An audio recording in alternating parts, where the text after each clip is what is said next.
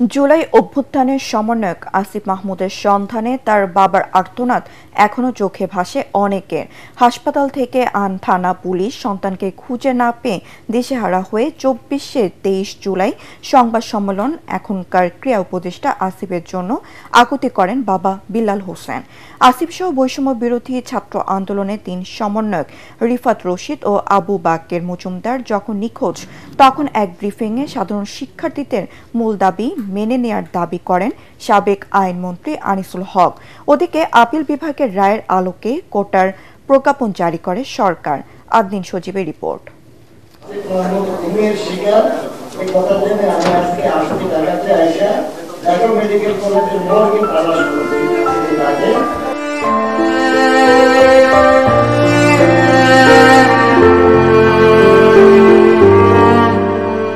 বৈষম্যবিরোধী ছাত্র আন্দোলনের সমন্বয়ক আসিফ মাহমুদ বেঁচে আছেন কিনা তখন পর্যন্ত জানেন না বাবা মিস্টার বিল্লাল হোসেন। কদিন হলো সন্তানের সন্ধান নেই।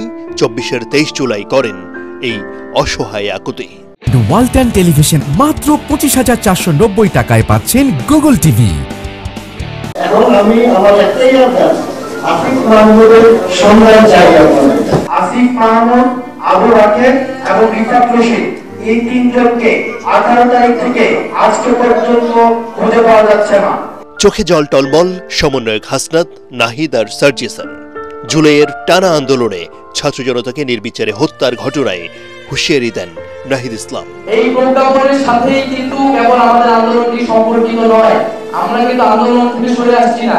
যারা জনগণ আমাদের সাথে নেমেছে তাদের বক্তব্য, তাদের দাবি দেওয়া, তাদের যে মতামত, তার সুস্পষ্ট সমাধান এবং বিচার না হলে আমাদের আন্দোলন কিন্তু অব্যাহত থাকবে। ওদিকে আপিল বিভাগের রায়ের আলোকে কোটা সংস্কার করে প্রজ্ঞাপন জারি করে সরকার। বলা হয়, সরকারি চাকরিতে সাধারণ কোটায় নিয়োগ ৯৩%, মুক্তিযোদ্ধার সন্তান ৫%, ক্ষুদ্র নৃগোষ্ঠী ১ এবং প্রতিবন্ধী ও তৃতীয় লিঙ্গের জন্য ১% কোটা নির্ধারণ করা হয়েছে। আমরা কোটা সংস্কারের যে রায় সর্বোচ্চ আদালত আপিল বিভাগ দিয়েছে তা কিন্তু প্রতিপালন করেছি। আক্রমণকারীদেরকে আমরা ফাইট ব্যাক করার ফলে সংঘর্ষ তৈরি হয়েছে। সেই সংঘর্ষে হতাহতের ঘটনা ঘটেছে।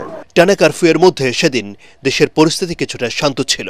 উদ্বেগ উৎকণ্ঠা নিয়ে কেবলই জরুরি প্রয়োজনে বের হন সাধারণ মানুষ। এদিকে সার্বিক পরিস্থিতি নিয়ে বঙ্গভবনে রাষ্ট্রপতি মোহাম্মদ শাহাবুদ্দিনের সঙ্গে সাক্ষাৎ করে সেনাবাহিনীর ভূমিকা সম্পর্কে অবহিত করেন সেনাবাহিনীর প্রধান জেনারেল ওয়াকারুজ্জামান।